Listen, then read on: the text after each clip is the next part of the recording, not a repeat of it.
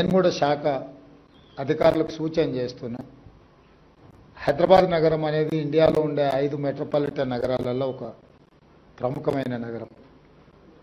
మనం ఈరోజు మిగతా మెట్రోపాలిటన్ నగరాలతో కాదు ప్రపంచంతోనే పోటీ పడే స్థాయికి ఈరోజు హైదరాబాద్ నగరం రీచ్ అయింది.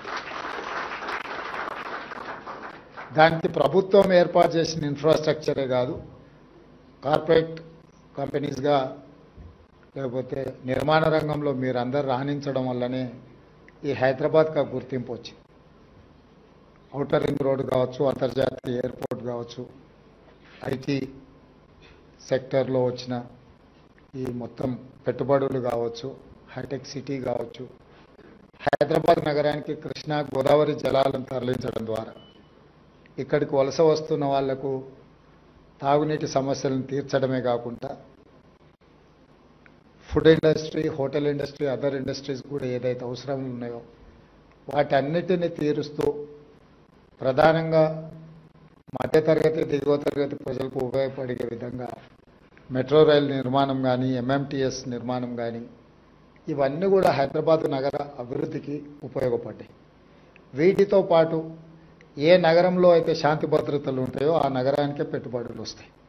ఈ హైదరాబాద్ నగరంలో ఒకప్పటి వాతావరణం నుంచి బయటికి తీసుకొచ్చి మత కలహాల నుంచి శాంతి భద్రతల సమస్యను పరిష్కరించుకుంటూ ఆనాటి ప్రభుత్వాలు ఒక విధానాన్ని నెలకొల్పినాయి. కాబట్టి ఈరోజు ఈ స్థాయిలో మన నగరం పోటీ పడుతుంది.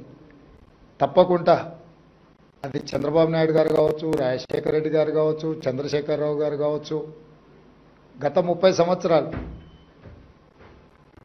10 సంవత్సరాలు చంద్రబాబు నాయుడు, 10 సంవత్సరాలు రాజశేఖర రెడ్డి గారు, 10 సంవత్సరాలు చంద్రశేఖరరావు గారు.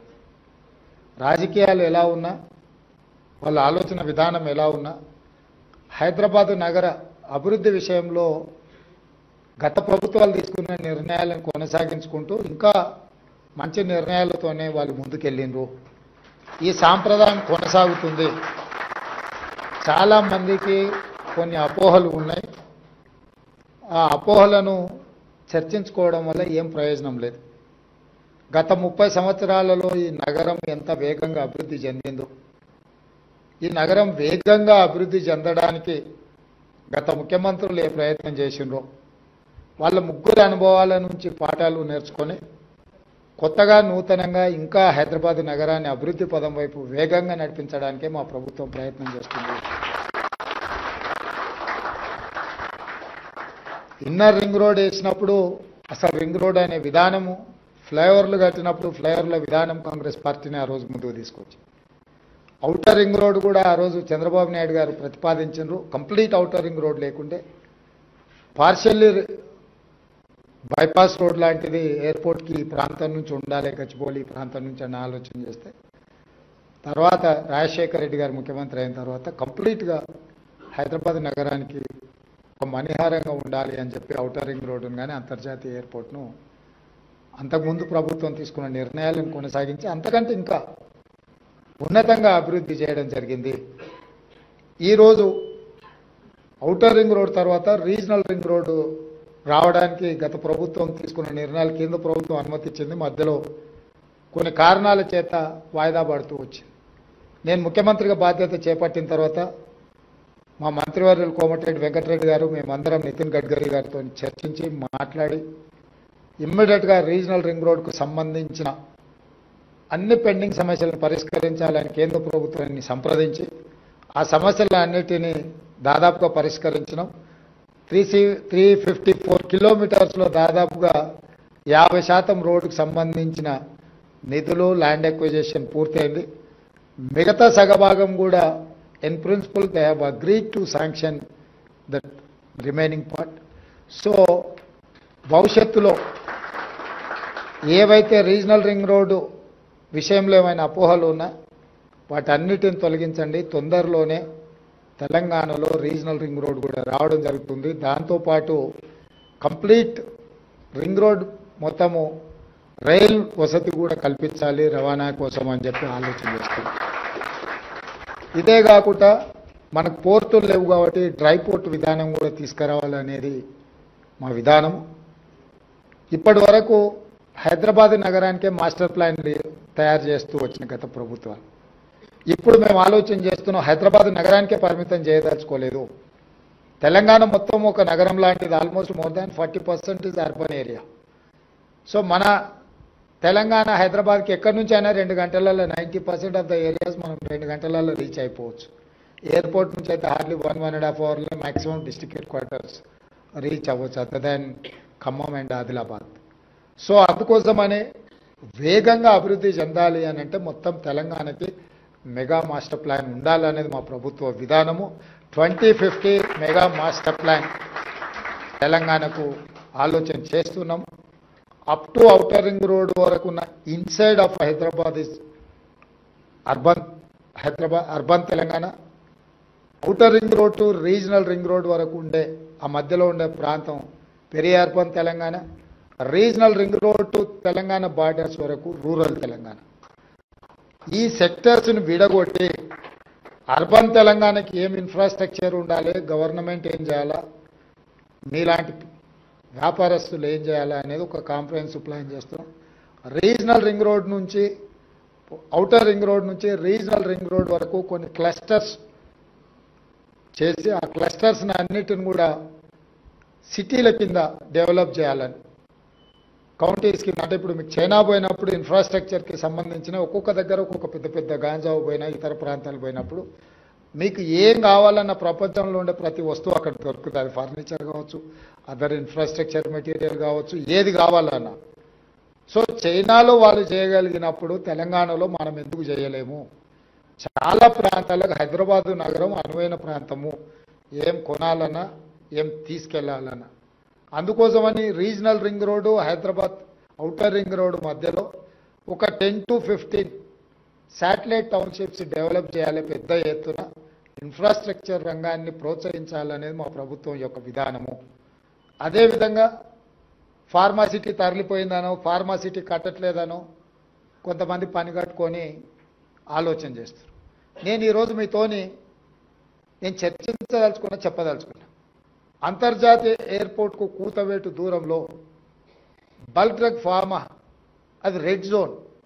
అంటే బల్క్ డ్రగ్స్ అక్కడ పెడితే గ్రౌండ్ వాటర్ ఎయిర్ పొల్యూషన్తో నగరం యొక్క మనుగడనే ప్రమాదంలో పడే అవకాశం ఉంది. అంతర్జాతీయ ఎయిర్పోర్ట్ పక్కన, నెవార్క్ ఎయిర్పోర్ట్ పక్కన అట్లాంటి 1-2 కంపెనీలు ఉంటేనే వాళ్ళు అది అక్కడి నుంచి ఎక్కడికో షిఫ్ట్ చేయాల్సిన పరిస్థితి వచ్చింది, అమెరికా లాంటి నగరంలోనే. సో అందుకే అక్కడ ఉన్న 25,000 ఎకరాలను ఒక నూతన నగరంగా నిర్మించాలి. అందులో యూనివర్సిటీస్ని డిజైన్ చేయాలా, హెల్త్ సైడ్ హెల్త్ టూరిజంని డెవలప్ చేయాలా, అదేవిధంగా electric cars, electric batteries related, అదేవిధంగా స్పోర్ట్స్ విలేజ్, అదేవిధంగా IT and pharma non polluted ఇండస్ట్రీస్ని అన్నిటిని కూడా అక్కడ డిజైన్ చేయడం ద్వారా ఎయిర్పోర్ట్ నుంచి కూడా ఇప్పుడు మెట్రో రైల్ని ఏదైతే డిజైన్ చేసినామో గతంలో ఇక్కడ నుంచి ఔటర్ రింగ్ రోడ్ నుంచి మెట్రో డిజైన్ చేశారు. ఈ ప్రాంతంలో ఉన్న వాళ్ళు ఎవరైనా మెట్రోలో పోయే వాళ్ళు ఎంతమంది బంజారా హిల్స్, జూబ్లీ హిల్స్ ఈ ప్రాంతంలో ఉండేవాళ్ళు 5 నిమిషాలలో ఔటర్ రింగ్ రోడ్ ఎక్కువ, ఆ తర్వాత 20 నిమిషాలలో ఎయిర్పోర్ట్కి చేరుకుంటాం. మెట్రో కంటే వేగంగా మనం కార్లలో వెళ్ళగలిగిన వాళ్ళం. మనం వారానికి 3 సార్లు ప్రయాణం చేస్తాం, కారు అక్కడనే వదిలేస్తాం, డ్రైవర్ కూడా మనతో రాడు. కానీ నిజంగా జనాలకు ఉపయోగపడేది మెట్రో. ఎక్కడైనా అంతర్జాతీయంగా ఈ మాస్ ట్రాన్స్పోర్టేషన్ అనేది చాలామంది ప్రయాణం చేయడానికి థిక్ హై డెన్సిటీ పాపులేషన్ ఉన్న ఏరియాల నిర్మాణం జరిగేది. అందుకే మేము ప్రజా ప్రయోజనం కోసము ఈరోజు నాగోల్ వరకు మెట్రో ఉంది. నాగోల్ నుంచి ఎల్బీ నగర్, ఎల్బీ నగర్ నుంచి ఓవైసీ హాస్పిటల్, ఓవైసీ హాస్పిటల్ నుంచి చాంద్రాయణగుట్ట, చాంద్రాయణగుట్ట నుంచి P7 రోడ్ నుంచి ఎయిర్పోర్ట్కి ఇచ్చినాం ఫస్ట్ కనెక్షన్. ఎల్బీ నగర్ నుంచి హయత్ నగర్ వరకు మెట్రో కనెక్షన్ ఇచ్చినాం. అదేవిధంగా ఈరోజు మియాపూర్ వరకు మెట్రో ఉంటే అక్కడి నుంచి ఇప్పుడు బీచేల నుంచి రామచంద్రాపురం వరకు, చందానగర్ నుంచి రామచంద్రాపురం వరకు మెట్రో ఎక్స్టెన్షన్ ఇస్తున్నాం. ఈరోజు రాయదుర్గంలో ఉన్న మెట్రోను ఈ గచ్చిబౌలి జంక్షన్ నుంచి అమెరికన్ కౌన్సిలేట్ వరకు ఈ ఎక్స్టెన్షన్ ప్రపోజల్ ఇచ్చినాం. అంటే ఈరోజు మేము చేస్తున్న ఆలోచన నిజంగా ప్రజలకు అత్యధికంగా ఉపయోగపడే విధంగా ఉండాలన్న ఆలోచన. మెట్రో ఉంటుంది, మెట్రో రద్దు కాలే. ఫార్మా ఉంటుంది. మీరు సిటీలు ప్లాన్ చేసారు, మేము ఫార్మా విలేజ్లు ప్లాన్ చేసినాం. 2000 నుంచి 3000 ఎకరాలలో ఒక 15 క్లస్టర్సు. మనకు హైదరాబాద్కి 14 రోడ్లు ఉన్నాయి. నేషనల్ హైవేస్ అనుకోండి, స్టేట్ హైవేస్ అనుకోండి. అంటే హైదరాబాద్ బెంగళూరు కావచ్చు, హైదరాబాద్ విజయవాడ కావచ్చు, హైదరాబాద్ నాగార్జున సాగర్ కావచ్చు, హైదరాబాద్ ముంబై కావచ్చు, నాగ్పూర్ కావచ్చు, గుల్బర్గా కావచ్చు. ఇట్లా ఈ రోడ్లల్లో ఎయిర్పోర్ట్ నుంచి 1 అవర్ లోపల రీచ్ అయ్యే ఏరియాల ఫార్మా విలేజ్లు 2000 ఎకర్స్ నుంచి 3000 ఎకర్స్ ఏరియాస్ని అన్నిటిని కూడా డివైడ్ చేసి ఒక 10-15 ఫార్మా విలేజ్లు డిజైన్ చేసి ఒక 10 కంపెనీలనో 15 కంపెనీలనో ఒక్కొక్క ఏరియాలో పెడితే అక్కడ పొల్యూషన్ కానీ అక్కడ లివింగ్ స్టాండర్డ్స్లో ఉత్తగా ఇండస్ట్రీస్ పెట్టి వెళ్ళిపోకుండా అక్కడ ఉండేవాళ్ళు ఒక గేటెడ్ కమ్యూనిటీ లాగా అక్కడనే ఉండాలి.